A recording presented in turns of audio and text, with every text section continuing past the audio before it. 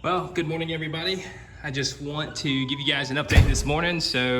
The Corvette has been a huge hit on the channel, which is absolutely crazy to me, especially since it's 18 years old. But hey, that's pretty cool. So we'll be making more videos of that. So one of the two things that we're going to talk about is how do you buy or finance an 18-year-old car? You know, typically I pay cash for things, but I'm going to walk you through the process on how you do it because I think it's important. There's a lot of guys out there, there's a lot of good cars out there, and a lot of people that may not have the necessary means to pay cash for a car that's, you know, call it $20,000 to $30,000. So that'll probably be my next video. I've had a lot of demand also to talk about what I got in my hand here, which is the Outlander keys and the different color keys they have, green and white. So that'll be our discussion for today, and I apologize for the naked baby on there, so we'll block her out on my daughter's new bike. But the other thing we're going to talk about too today is I'd love to know what you guys' suggestions are. Trade-in prices are up really high right now. We've had this car for about a year. It's got about 42,000 miles on it, well, over a year. I'm really thinking about trading this thing in for a truck probably in the next 2 months. So right now I'm pretty much decided, obviously I'm an American truck guy at heart, so it'll probably end up being probably a Ford. And so I'm debating on getting the old version versus the new model. Or it'll be a Silverado, which I hate the interiors of the new ones, so it probably most certainly will not be one of the new ones. But I also have a trailer that I bought too, which you can kind of see it behind the shed back there. So I can wait. So I'd love to hear what you guys' thoughts are because they're supposed to redesign the interiors in the Silverados. I've always had Silverados. My last GMC, I'm not gonna lie, was a piece of junk, but all the ones previous to that were pretty good. And then the Dodges, the interiors are pretty awesome. But I've had 2 or 3 of those trucks. They're not bad trucks, but we're here in the north. They typically rot, and then I've always had differential problems out of them. Every single one of them, right at 80,000 miles. I don't know what it is. Maybe it's just I'm a horrible owner. I'm rough on things. But typically, around 80,000 miles, we either lose a pinion bearing or lose a carrier bearing, one or the other, and maybe that's just me. But what I want to talk about today, and we'll walk inside, is the Outlander keys. So we're gonna talk about these for a little bit. I'm gonna throw these out here on the counter, and we'll talk about something that's unique to CanAm. So the 850, I believe, and you guys, I'm sure y'all burn me if I'm wrong about this, but the 850 Outlander is, I believe, the second or third most powerful. I'm gonna pull up a chair. Is the second or third most powerful ATV that's out there right now. So that's one of the reasons I bought it. And the other reason I bought it too is because it comes with 2 different sets of keys. Because a lot of times when first starting to ride a bike, like I hadn't rode a bike or an ATV in probably like 10 years. So I started out riding the green key again, just to get used to it. Because if the manual serves me correctly and my memory serves me correctly, this green key right here, and I think it may be flip-flopped on some of the 1000s or the older ones.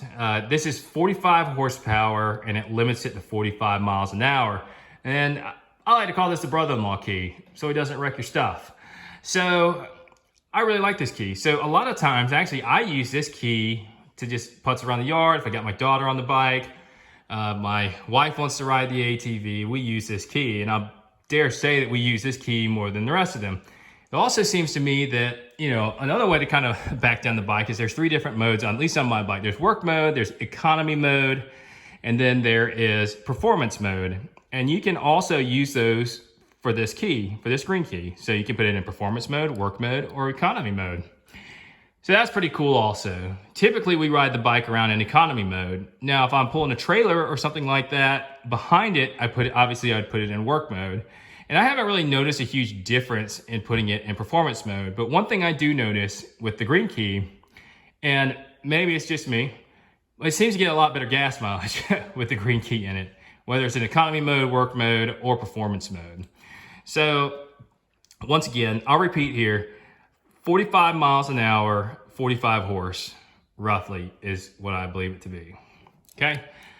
So the next key is the white key. And so from my understanding with this white key is the bike is full power. I think it's 78 horse. And then I think it's got a limiter on it also. It's somewhere between 75 and 78 miles an hour. I'm sure someone will correct me on that. I've had the bike up. I think I actually have hit 78 with it, but it's terrifying. And the thing is I've read on the forums the bikes will actually go faster than that. So a lot of times I will use this key if I'm wanting to rip through the water, which you guys have seen some of the water videos.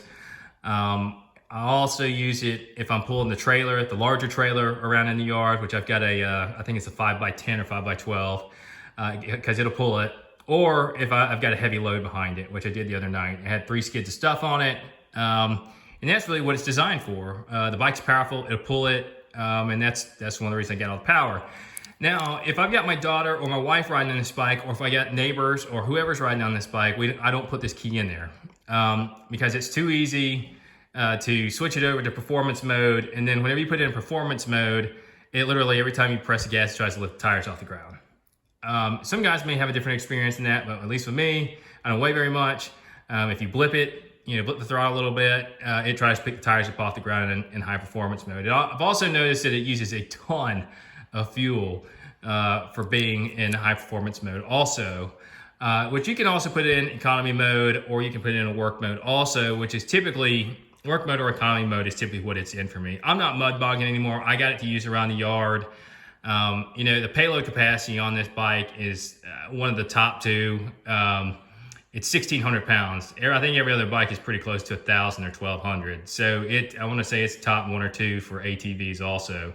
And, I put my 5x10, which weighs about 600 pounds behind it. You can't even really tell it's there. It'll actually run 35, 40 with it, and I'm sure it'll probably go faster than that also. So that is the white key. So I hope that gives everybody a good description as to how the keys actually work. The other thing that I recommend with these bikes also, we talk about these keys, is a lot of times, these keys are probably about $100 a piece. So you really don't want to go about losing them. And a lot of times I've seen a couple of YouTube videos, shout out to Braden Price, where he loses his key. And my guess is that the plastic gets fatigued around the base. And if it grabs onto something, if you're riding through the woods, it'll actually rip the key out of the bike, and then you're in the middle of the woods without a key. And then what do you do, right? So one of the things that I would suggest immediately as soon as you buy a CanAm or really any ATV that you may lose a key on is get a flotation device for it.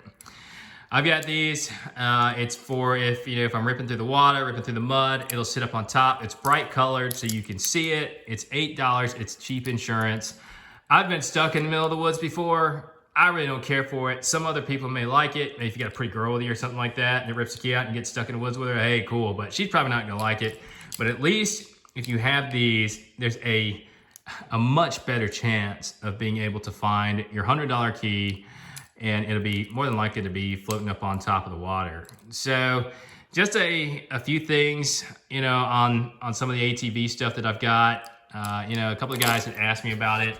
Another thing that I've been asked also is, can they program the bike to run slower than 45 miles an hour? Honestly, they can pretty much do anything these days. And that's actually something I was going to talk about on the Corvette, is that if you have someone that's young that's driving it, I'm sure that someone out there can program the Corvette to run only 100 miles an hour. I'm sure that someone can probably do the same thing for CanAm if you really wanted to do that. The thing is you're probably going to pay to have it done and then pay to have it undone at a later date. And it's probably going to cost you $300 or $400.